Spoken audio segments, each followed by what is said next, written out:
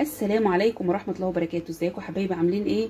راجعه لكم بقى بشويه مكرونه كده، حكايه حركات وتريكات بسيطه قوي هتعمليها، هيبقى احلى طبق مكرونه عندك كده، ولا معجنه ومفلفله. وبصوا حاجه كده اللهم بارك. يلا تعالوا عندي في قناه منوعات واكلات سهله وبسيطه، وانتوا تعرفوا احلى حركات وتريكات المكرونه الاسباجيتي لكل المبتدئين اللي ما بيعرفوش يعملوها. حاجه كده روعه. يلا تعالوا. السلام عليكم ورحمه الله وبركاته. ازيكم حبايبي؟ عاملين ايه؟ هنعمل النهارده بقى ايه؟ شويه مكرونه حلوين قوي كده بحركايه وتركايه وحاجه بسيطه، وكل المبتدئين بيقولوا المكرونه تتعمل ازاي. حطينا هنا بصل على النار وقرن فلفل، وخليناهم كده لونهم ذهبي، ونزلنا عليهم بالطماطم اللي عندنا، حوالي كيلو طماطم. سهله جدا، مفيش اسهل منها. بصوا يا حبايبي، خلاص كده نزلنا بالطماطم اللي عندنا زي ما انتم شايفين، والبصلايه. بصوا دي ايه بقى؟ دي هريسه توم، بتدي بصوا المكرونه في حته تانية. تركايه وحركيه كده بسيطه، بس جربيها على طريقتي ما تخافيش. يعني دي هريسه التوم اللي انا بحطها بتبلها، احطها البتنجان او سمك او اي حاجه، توم على فلفل على التوابل. بصي حطي معلقه كده. عامه اي مكرونه تحطي لها نكهه التوم بتبقى حلوه قوي. يعني كده قلينا البصل وحطينا ايه في الطماطم؟ معلقه هريسه توم. خلاص كده.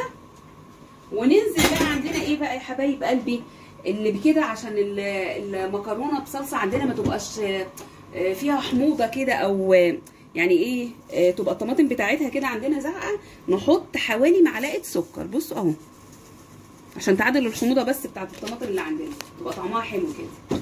خلاص اهو، يبقى حطينا معلقه هريسه التوم، علشان اللي دايما يقولك ايه المكرونه بتبقاش حلوه مني، الصوص بتاعها بتاع الطماطم مبيبقاش حلو. لا دي سهله جدا وبسيطه جدا. ونحط بقى التوابل اللي احنا عايزين نحطها. نحط شويه ايه؟ كمون، ما نكترش، عشان دايما اقول لكم في فيديوهاتي علشان ما يمررش. شويه كزبره برده اهو، معلقه.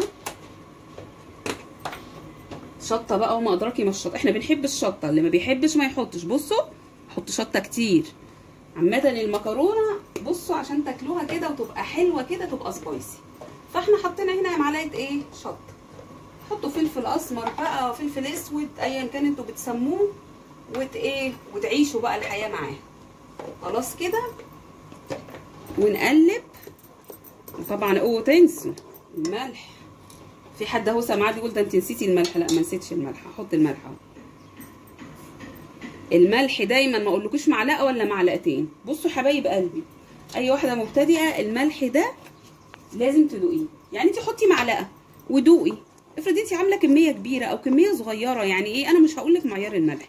انت كده خلاص اهو، ندوق بقى الملح بتاعه كده، ظبطنا كل حاجه. والتوابل لو عايزه توابل تاني حطي وخلاص. ونيجي بقى للناحيه التانيه. عندنا هنا حله على النار،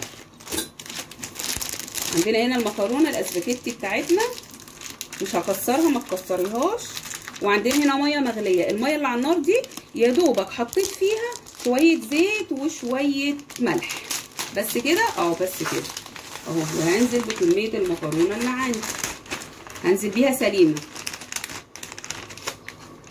بننزل بيها سليمه ما بنكسرهاش. خلاص كده. ونفتح الكيس التاني برده وننزل بيه، وايدك تقلبها ما تسيبيهاش اهو.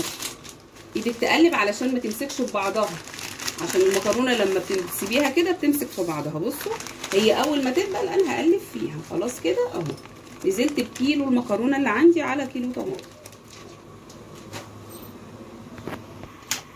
بصوا حبايب قلبي اهو كده. خلاص اقعد اقلب بقى كده فيها اهي.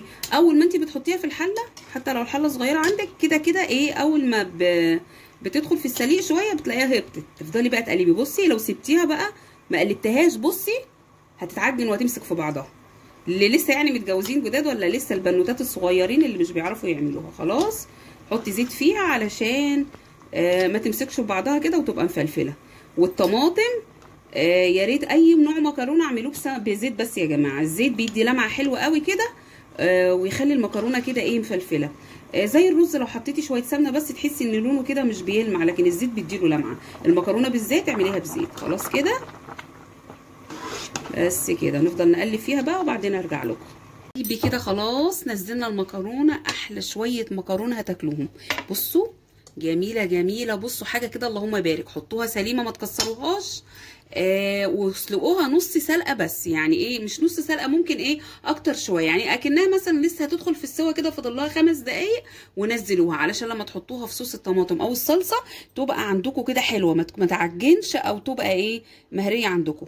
احلى مكرونه هتاكلوها من ايدي، منوعات واكلات سهله وبسيطه. يا رب الفيديو يكون سهل وبسيط وعجبكم، والسلام عليكم ورحمه الله وبركاته.